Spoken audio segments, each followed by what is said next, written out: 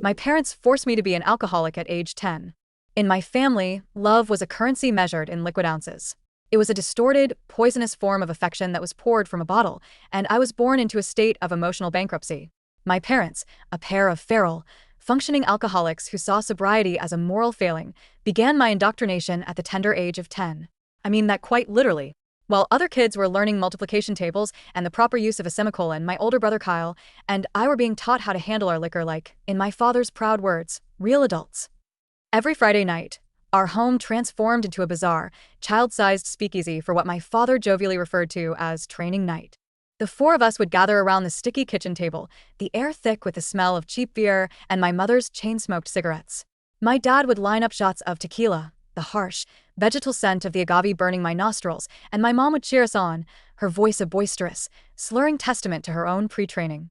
She would time us with the stopwatch on her phone, her eyes glittering with a manic pride as she watched her children learn to swallow poison without making a face. If we gagged, if we coughed, if a single, rebellious tear escaped our eyes, the punishment was swift and humiliating. We would be ordered to the floor to do push-ups until our small, underdeveloped arms gave out, until we collapsed onto the grimy linoleum in a heap of shame and exhaustion. The family motto, a phrase that was repeated like a sacred mantra in our household, was simple and absolute. The family that drinks together stays together. It was a tradition, they told us, a hallowed legacy passed down from their parents and their parents' parents, a generational curse disguised as a quirky family value. I knew, with the kind of innate, childish certainty that adults often dismiss, that it was all deeply, fundamentally wrong. But my older brother, Kyle, embraced it with a desperate, self-destructive eagerness. He took to the training nights like a fish to water, his natural tolerance and his desperate craving for our parents' approval making him the perfect student. By the time he was 14, he had graduated from a reluctant participant to my father's favorite drinking companion. Their late-night beer pong tournaments in our cluttered, oil-stained garage became the stuff of family legend. They would stay up until 4 in the morning, their shouts and laughter echoing through the quiet, suburban night, while my mom would brag to her equally intoxicated friends on the phone about how her brilliant, talented son could drink grown men twice his age under the table.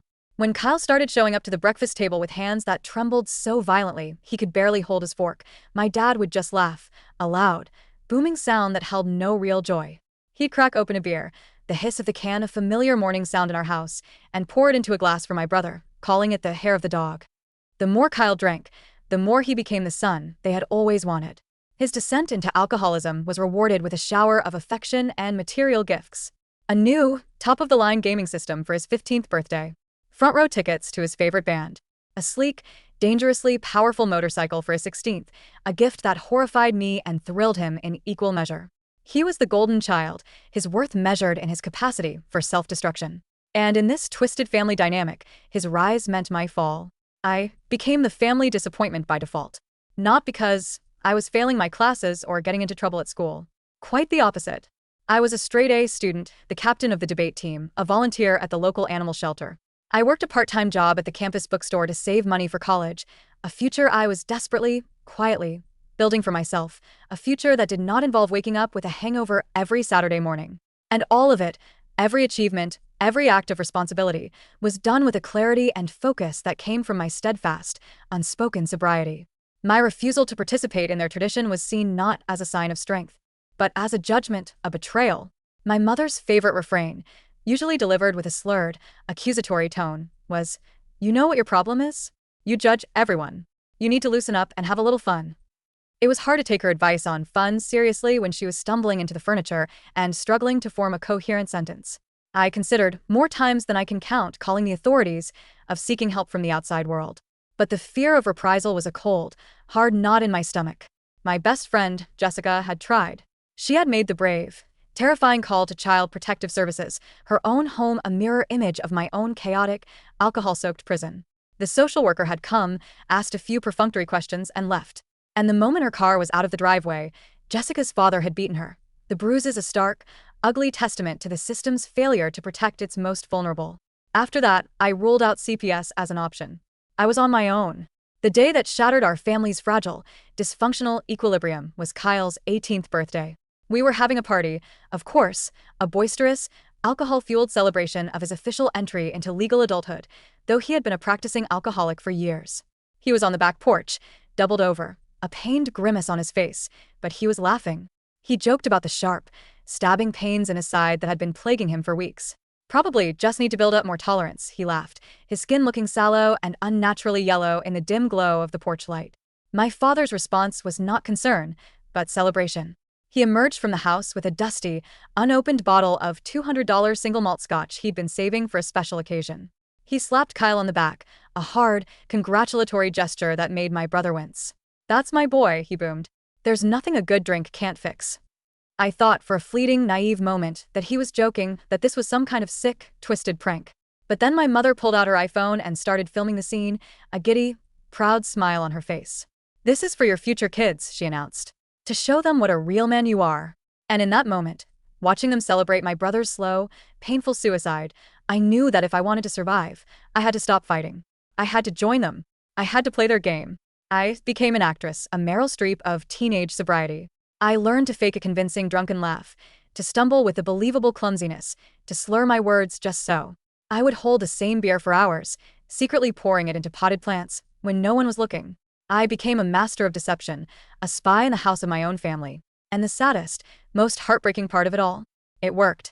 For the first time in my life, I was accepted. I was one of them. I was finally, tragically, part of the family. My great escape came in the form of a college acceptance letter.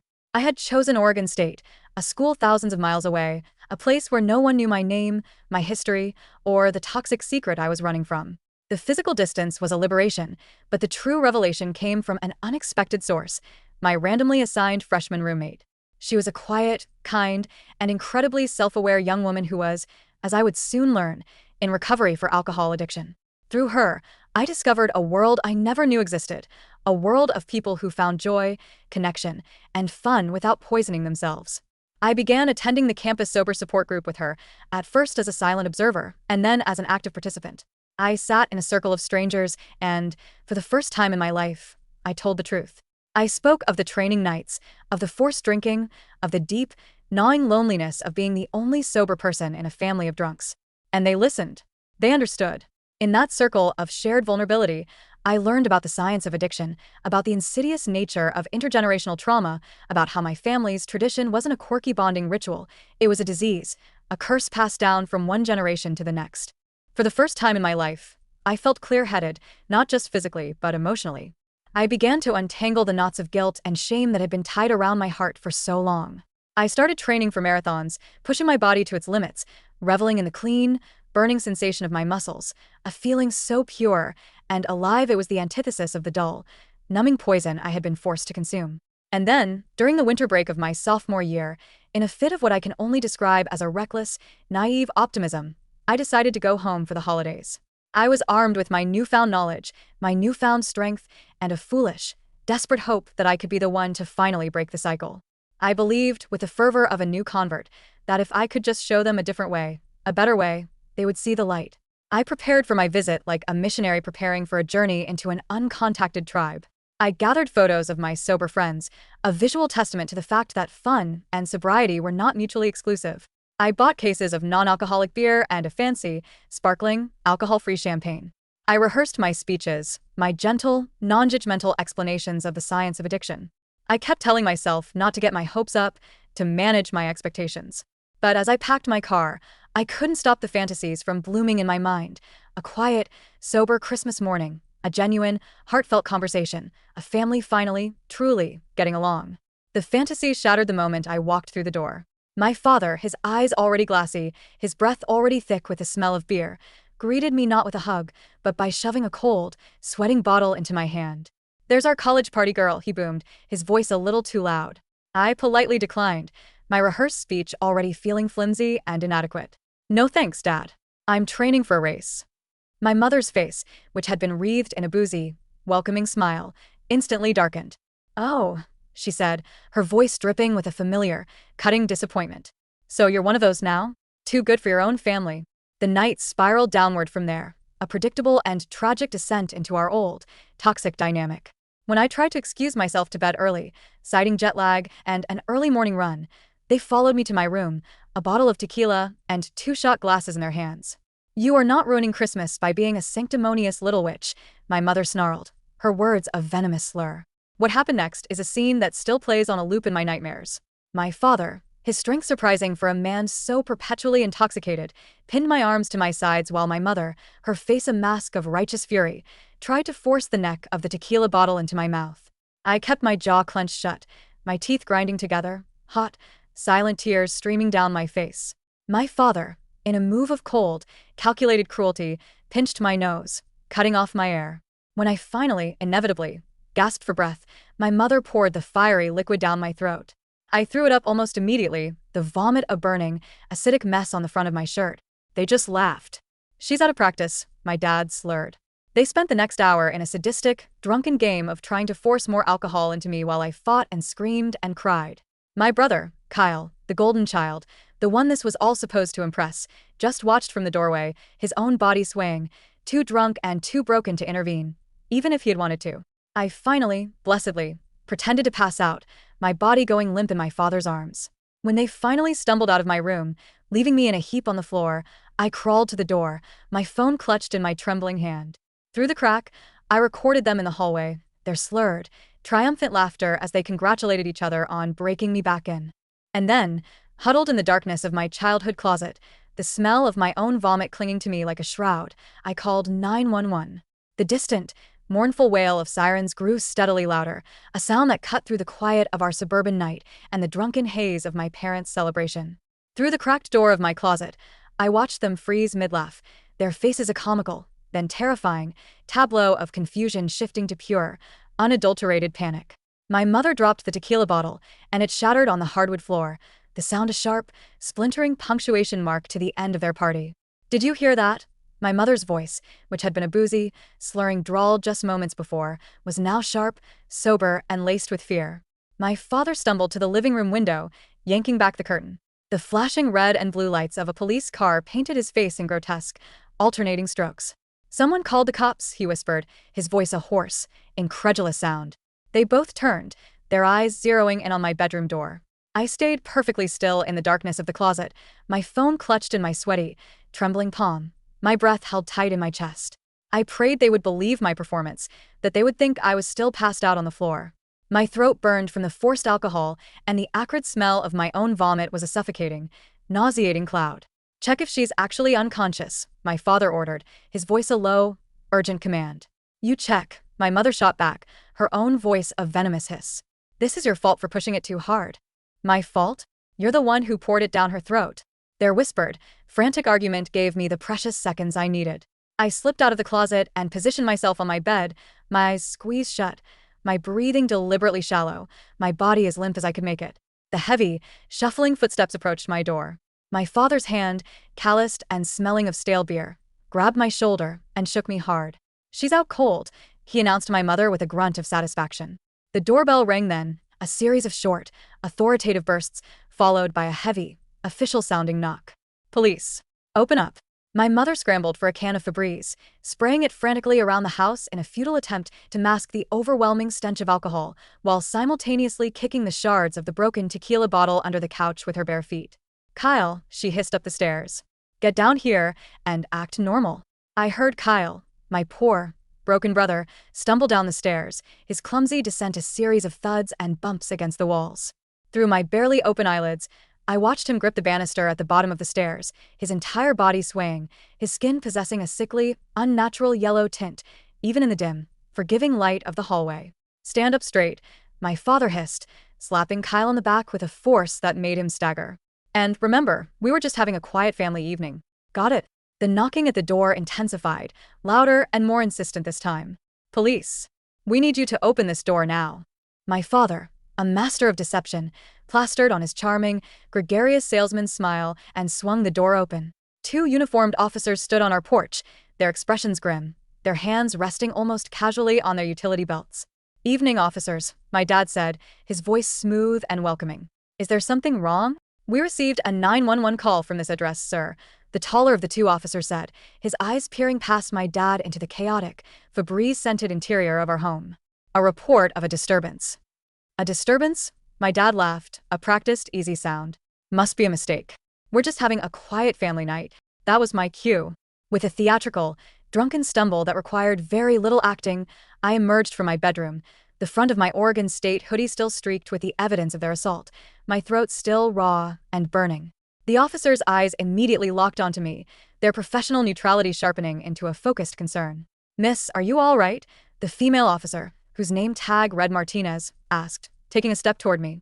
Before I could answer, before I could even form a word, my mother rushed to my side, her arm wrapping around me in a gesture of false, suffocating concern. "Oh, officers, I am so sorry you were called out here for this," she said, her voice dripping with a practiced, maternal sorrow. "Our daughter, she's been having some very serious mental health issues since she went away to college. She's been acting out. She's unstable," my dad added, his own voice a perfect symphony of feigned paternal worry. "We've been trying to get her help, but she refuses. Tonight, she had another one of her episodes." I tried to speak, to tell them the truth, but my throat felt like it was lined with sandpaper. The words came out as a rough, barely audible rasp. They forced alcohol down my throat. My mother's grip on my shoulder tightened, her nails digging into my skin. "You see," she said to the officers, her eyes wide with a convincing, heartbroken sadness. "She makes up these fantastic stories. We found her drinking alone in her room. We think she's having a complete breakdown." The officers exchanged a quick, unreadable glance. The male officer addressed me directly, his voice firm but not unkind. "Miss, we're going to need to speak with everyone separately. Can you please come outside with Officer Martinez?" As I moved toward the door, I saw Kyle, who had been propped up against the wall, his eyes flickering between me and our parents, his loyalty a tattered flag wavering in the wind. His hands were shaking violently, and he kept touching his side, a grimace of pain flashing across his jaundiced face. Outside on the cold, dark porch, Officer Martinez's professional gaze immediately fell on the vomit staining my clothes. "What happened tonight?" she asked, her voice a low, no-nonsense command. I pulled out my phone with trembling fingers. "I have a video," I whispered, my voice still a raw, painful croak. They held me down. They poured tequila into my mouth. Behind us, through the living room window, I could see my mother gesturing wildly, a performance of a concerned parent, while my dad spoke earnestly to the other officer. Our neighbor, Mrs. Chun, a woman who had witnessed more of our family's chaos than she ever let on, was peering through her blinds, a silent, shadowy observer. "Can I see the video?" Officer Martinez asked gently. I played the recording. It was shaky, filmed through the crack of my closet door, but their voices were clear, their slurred, triumphant laughter as they celebrated, breaking me back in unmistakable. Officer Martinez's expression hardened. "Mike, you need to see this," she called to her partner. My mother's shriek pierced the night. "That's taken out of context.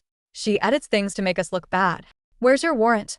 my father demanded, his friendly, concerned father act evaporating in an instant, replaced by an aggressive, entitled belligerence. "You can't just come into our home and accuse us of things based on our mentally ill daughter's delusions." The male officer's attention was now on Kyle, who had slumped further down the wall, his skin a waxy, sickly yellow, even under the harsh, unforgiving glare of the porch light. "Sir, is your son all right?" he asked my father. "He appears to be in medical distress." "He has the flu," my mother said quickly, a little too quickly. "Just the flu." "Kyle, tell the officers you're fine." Kyle opened his mouth, then closed it again.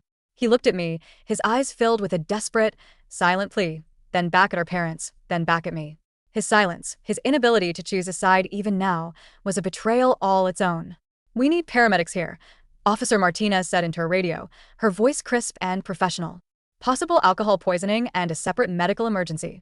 "This is ridiculous," my father said, his voice rising, his old, arrogant confidence returning. "I golf with Sheriff Patterson every Sunday. This is all just a misunderstanding between family members. My daughter is just bitter because we had to cut her off financially." While we waited for the ambulance, my mother's fingers flew across her phone, weaving her web of lies. Within minutes, my own phone started buzzing with texts from my extended family, a chorus of condemnation from the jury of my brainwashed relatives. "Traitor. How could you do this to your parents? Your mom says you're having a breakdown. Please get help." The paramedics arrived, and as they examined my throat, their professional expressions hardening at the sight of the chemical burns, my mother launched her masterpiece of manipulation. She had made a public post on Facebook. "Please pray for our family tonight. Our daughter is struggling with serious mental health issues and addiction. We love her so much, but we don't know how to help her anymore. She called the police on us tonight after we tried to stop her from drinking alone in her room. Our hearts are breaking." The comments were already pouring in, a tidal wave of sympathy and support for my poor, long-suffering parents. I scrolled through them, watching my reputation, my credibility, my very reality being systematically dismantled in real time. Then I saw a comment that made my blood run cold. It was from Mr. Davidson, my dad's golf buddy, a man who also happened to be the lead anchor at the local news station. So sorry to hear this, buddy. Let me know if you need anything.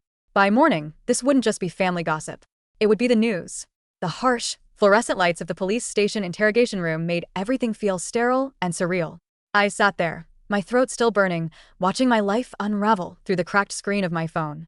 Officer Martinez had stepped out to make copies of my evidence, leaving me alone with my thoughts and the constant, tormenting buzz of notifications. My mother's Facebook post had gone viral in our small, gossipy community. 67 comments and counting. The president of my parents' bowling league had offered to organize a prayer circle.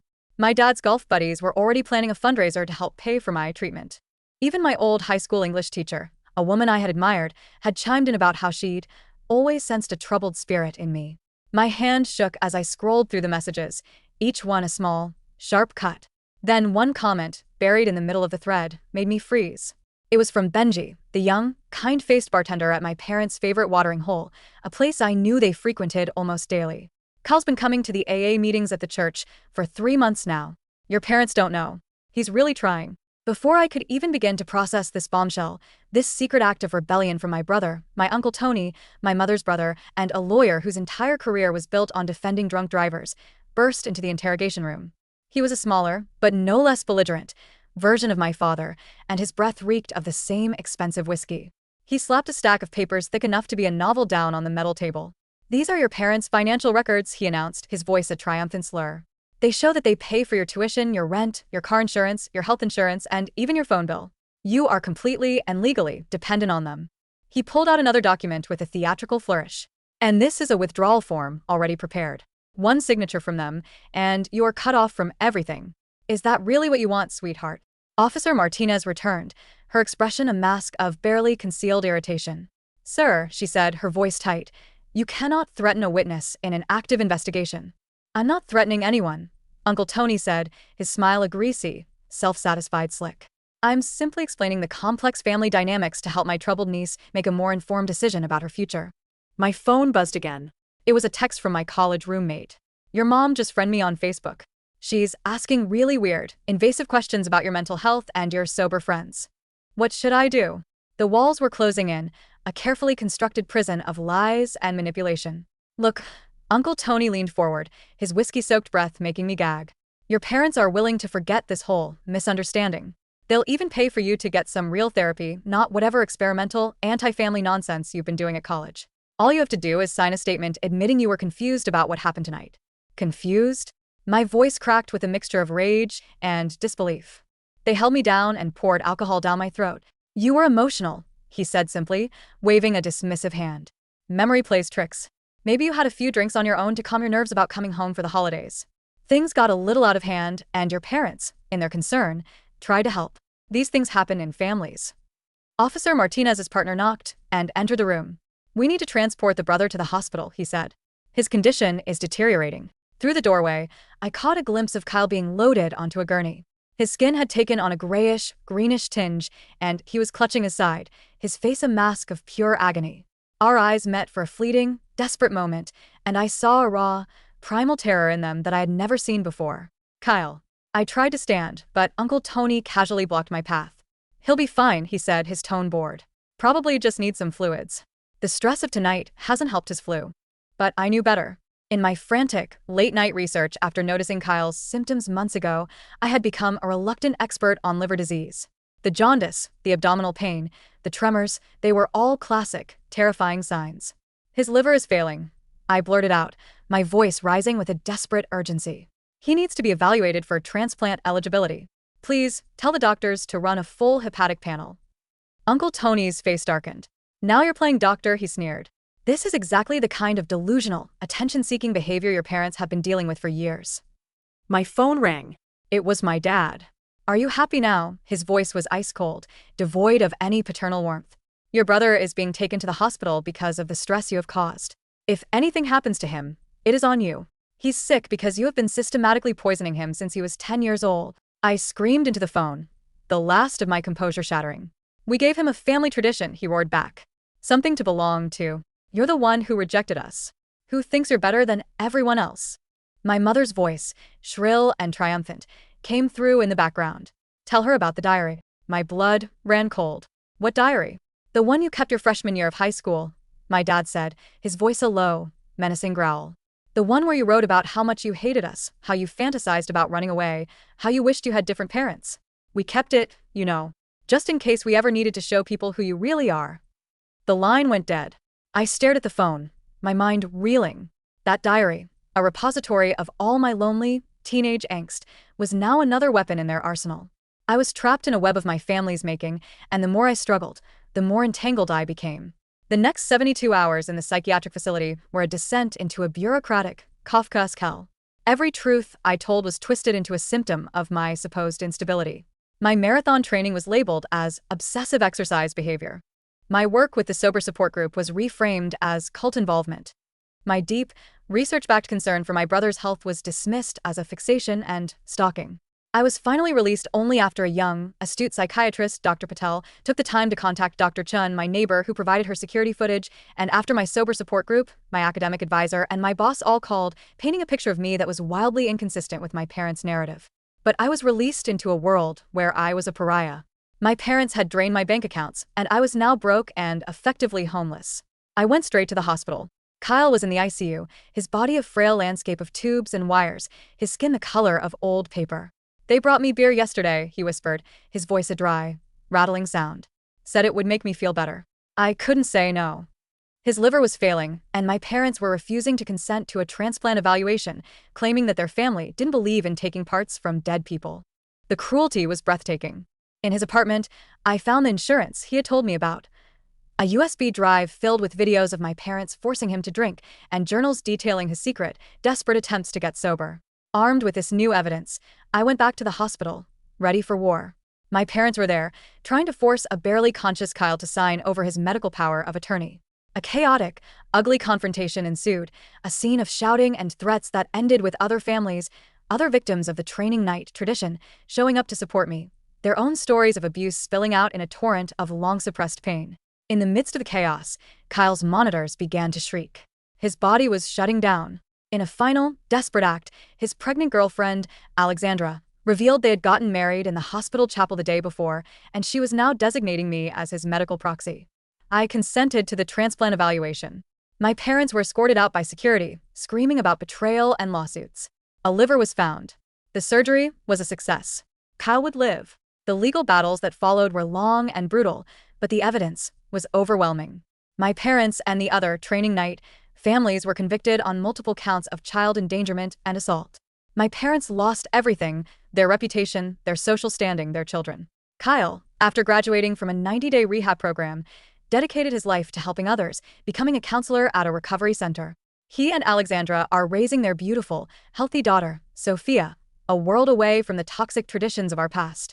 I returned to college, piecing my life back together one sober day at a time. The cycle of generational trauma, the curse that had poisoned my family for so long, was finally, irrevocably broken. The price was everything. But for my brother's life, for my niece's future, it was a price I would pay again.